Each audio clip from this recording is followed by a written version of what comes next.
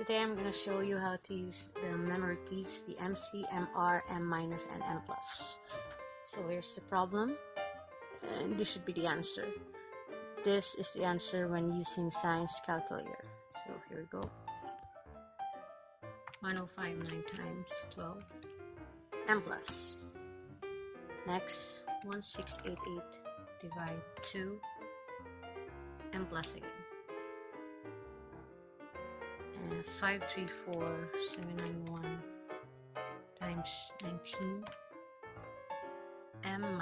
Now you press M- right now. And 11700 times 4, because it's minus. And then hopefully when we press MR, this would be the answer.